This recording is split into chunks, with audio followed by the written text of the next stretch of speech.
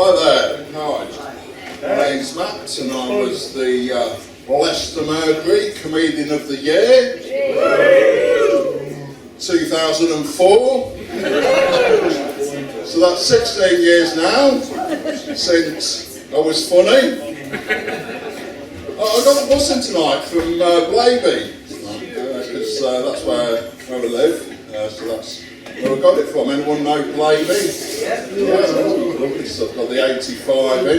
I did get bored on public transport. I was sitting there bored until after about 10 minutes another bus passed in the other direction. That cheered me up. I thought I'll get into Leicester before them. They're going the wrong way. Going the wrong way, the idiots. This lad got on the bus right, Glenn Parver, playing music on his smartphone really loudly. I thought, how good is that? It's got no consideration for the passengers. I thought I should say something really, but for some reason I didn't dare say anything. Then in the end, this woman turned around and said, would you mind turning that picture around, please? He said, no, I'm listening to it. He started to get aggressive in his attitude. I thought, well, I've got to say something now. So I did. I said something. He said, well, you're leaving over and there's only playing a bit of music. I had to say something. It was getting out of hand. But what I do enjoy about the Aviva buses these days, they've got cameras all over the bus. It's fantastic. You can see all the action on the screen, on the loop. It's marvellous. I don't know if anyone else enjoys that. I was on the bus the other day. I saw the top of this bloke, said he had a bold patch, and made me laugh. I thought, I bet he doesn't know he's got that. I was laughing away. And then I noticed his shoulders going up and down, and I realised it was me. How embarrassing. But the other week, this couple on the bus, right, they were kissing all the way into town. Disgusting. Awful. Why is it? You see a couple kissing on the bus, you think to yourself, oh, for God's sake, get a room. If they're in sex, you try and get the best view possible, don't you? Hey, it's true, isn't it? Isn't it? Some people try and film it on the phone so they can enjoy it at home later on, but they're missing out on the live experience. They're not cheap bus fares. Yeah, so I'm single. I'm trying to remedy that. I've joined Tinder. Anyone on Tinder? You're on, sir. Oh, yeah, Sammy, yeah. I've taken in most of your faces throughout the night anyway. I'm going to check afterwards. I've reset my settings. 18 to 55 plus, female or male. I'll get you. I was on Tinder the other week actually. I saw this lady's profile. She said, I'd like to meet someone, but no one medicating. I thought, no one medicating. I thought, I bet she means mental health medication. I was really offended, particularly as I'm on mental health medication. I thought I'm going to report this woman. Never reported anyone on Tinder before, but I thought I'm going to report this woman. Just about to click on the report button. When I checked her photo again, I thought actually she's a bit of alright. So I liked her instead. And we matched. And we got chatting, we all got organised to meet up for a drink next weekend. So I started taking my medication. And we'll see how we get on, Oh dear. So, talking about medication, I got put onto new medication a few years ago with the old mental health. I got put onto lithium, because it's a mood stabiliser. I got diagnosed as being bipolar, which is bad. But it's up and down, you know. And I hate taking the lithium tablets, because they're very bitter, they make me gag. I wish I bought some with me tonight, I could have done with a few more gags. But what I didn't realise was, when you first get put onto lithium, it can give you hand tremors. So when I started to feel well again, I started doing gigs again, my hand was shaking all over the place. I thought, this is really embarrassing, I haven't got a clue what's happening here. But then I read up on it, I realised what was happening, so I could let the audience know what was happening. So it's all right, ladies and gentlemen. I'm not nervous. I'm fucking mad! Fucking mad! Put the audience A's up again. Really cheered out the fun, man. Oh, it does worry me though, because I think to myself, if I meet a nice lady, at what point should I broach the subject? Like my mental health problems, I thought about it long and hard. I think the best time to tell her is after I've shaved her. I I mean, not straight away. It just means, shoot them over and go mental. That's the hour to death. All I'm saying is to make sure you get something out of it. Definitely get breakfast as well. So after breakfast, but don't just dump on her, give her a clue. If she says you want tea or coffee, say yes please. She'll say no, tea or coffee. Yes please, both in the same mug, and she'll be in the kitchen pouring tea and coffee into the same mug. She'll think this plate's not quite right. And they'll finish with breakfast. I'll say that was very nice. I should point out I do have mental health problems. She'll say, well, I did wonder why I did such a drink. I'll say, well, it's tea and coffee in the same mug, I didn't fancy it. She'll say, well, why did you ask for it then? I'll say, well, I wanted to give you a clue. She'll say, that's very thoughtful. I would like to have a long and serious relationship with you. I think that's how things will work out for me. So, I've not always been a stand-up comedian. I used to be a biscuit packer by trade. I used to work for Jacob's Biscuits in South Wigston. I used to pack custard creams, bourbons, jam Oxford rings. Jam Oxford rings, you'll probably know them as jammy dodgers, but I was always professional. And I worked hard and I packed a lot of biscuits, but as hard as I worked, I just couldn't get a permanent contract. And it's so hard when you realise what you want to do in life and you can't get a permanent job, and all the permanent stuff used to look down on us temps. They used to say things like, we're going to be packing biscuits for the rest of our lives. And you're not, because you're shit. When it came to Christmas, all the temps all got laid off. There were no more biscuits just to pack. It really pisses me off because Liam Gallagher of Oasis fame, he used to work for McVitie's in Manchester. And I've got to know a few people in Manchester through doing comedy, and they told me Liam Gallagher was a fucking good biscuit packer.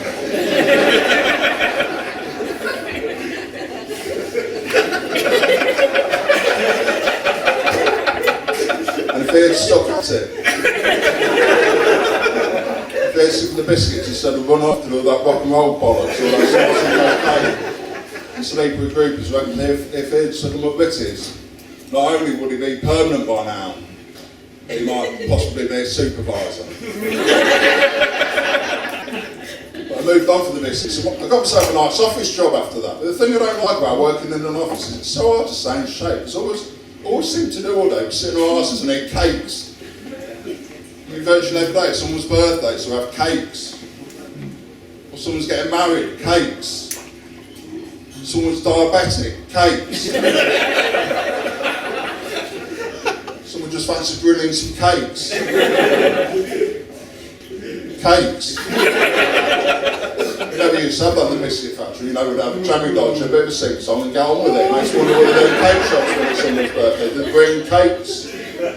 Or supply of office equipment, post-it notes, staples, plastic wallets. I don't know, I've never worked in a cake shop.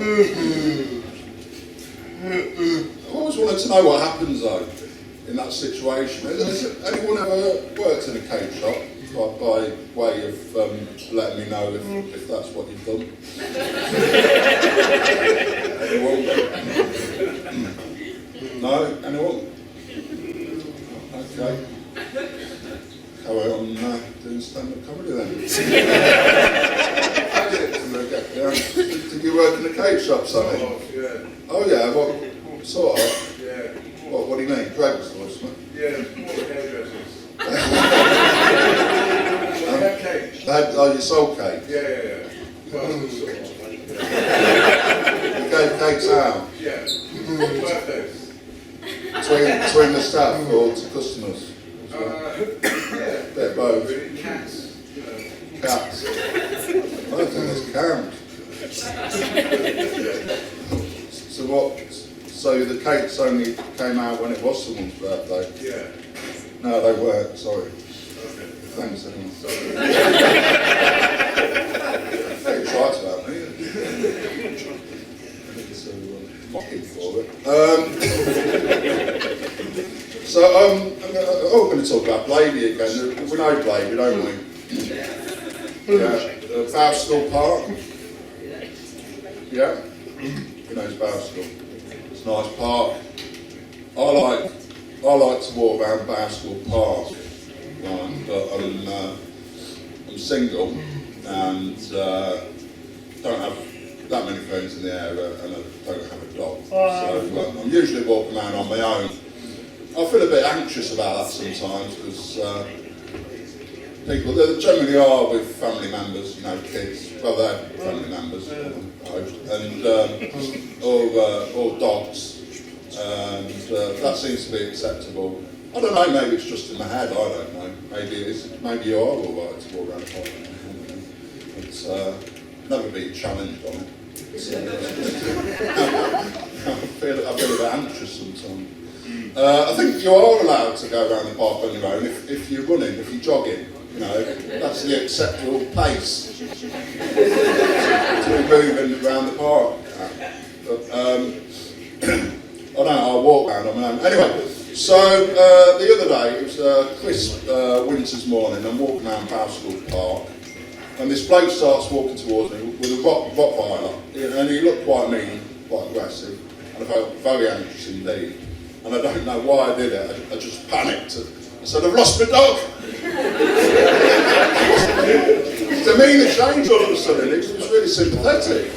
He said, oh God, I hope you look for it. What breed is it? My mind went blank. I couldn't think of a name of a breed of a dog. I said, a Tamworth. I said, Tamworth, that's a pig, isn't it? I didn't know what to do, I just ran off. Which ironically meant I was loafing around the park at the crap pace. Probably thought I was a normal bloke. Bumping sitting down the pubs. Yeah, so I'm glad I've not been heckled so far tonight. I got heckled at the co-op stroke Texaco garage in Lady early this morning. I just popped in to get a packet of cigarettes and a can of Coke, and I was just about to pay and at the counter when I was just squinting, didn't have my glasses on, I was just squinting to see if the amount had come up, when this bloke from the queue, he shouted at me, he says, "Oh mate, just put your card in the machine, it's in front of you." I just flipped the card over and went, contactless. I said, I paid contactless. I says, if you've not got contactless, you're still putting your card in the machine, putting 4 numbers in, pressing enter, you're holding the queue up more than me, you fucking idiot. Really cheered me up, that did. Oh, like him a day so far, brilliant. I didn't really say it, I wanted to, but I thought about the way home, you know what it's like. So I just went home and smashed my flat up. So,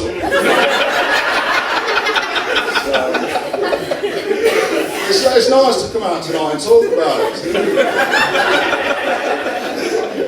What I'm saying is, don't bottle things up. You know, you'll get on top of you, but, you know, let it out. Speak to friends or a counsellor, you know. I've got a counsellor, but I don't seem to choose to, so.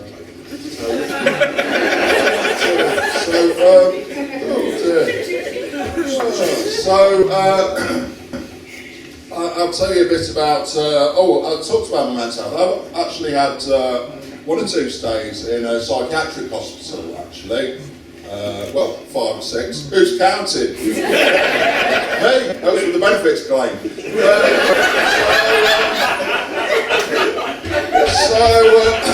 I'll tell you what it's like, just in case you're not being in. Some of you might not have been in, I don't know. Recognise 1 or 2. But I'll tell you what it's like. I was in the quiet room, right, chilling out on the ward, when this bloke walks in, this big guy, he says, "You alright, mate? Do you want a game of chess?" And I didn't, but like I said, he was a big bloke in a vest, big muscles, you know, and I said, "Yeah, go on then." And we started this game of chess. He was an experienced player, I wasn't, I hadn't played since I was a kid. And we're having this game, and we were playing, I thought, I'd really like to be on the other side of the table, because he was nearest the exit, I was a bit blocked in, you know. And anyway, he beat me 6-0, and he said, "Do you know what, Matt? I think you've got the makings of a decent defensive player." I says, "Oh, thank you very much." And then I'll never forget what happened next. Queen were playing on the radio, Bohemian Rhapsody, and he turned it off. He said, "I don't like Freddie Mercury. I don't like what he stood for." and his muscles were flexing, and he was staring into me. And then he said, and I don't like Elton John. I don't like what he stood for. I thought, oh, yeah. And then he said, and I don't like George Michael. I don't like what he stood for. I thought, fuck me. I hope the other patients haven't told him I'm an entertainer.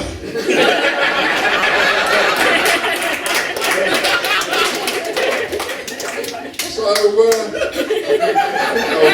wrap up now with I know what I meant to come and tell you tonight, actually. I went to one of those sex clubs in Leicester not long ago. I don't know if you've been. I don't recognise anyone. They haven't wearing masks.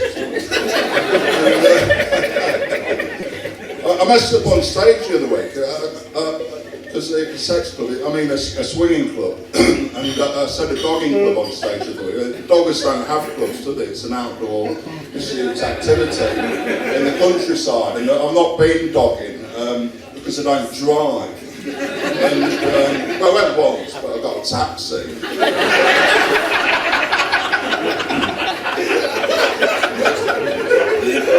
It wasn't that good, it was on the meter, half a whack. Yeah, but see, I've been seeing this lady on and off. We're like, we're not in a proper relationship, we're like friends with benefits. We don't have much sex, but we're both on benefits. And she said, Matt, I've joined this sex club. I'd love you to come down. Do you fancy it? I said, I'd love to give it a go, yeah. And quite adventurous. And so we went down, and it was pretty good. 'Cause one of the best things about it, they've got a pool table. I do love a nice game. People in gimbasts and what have you, ladies.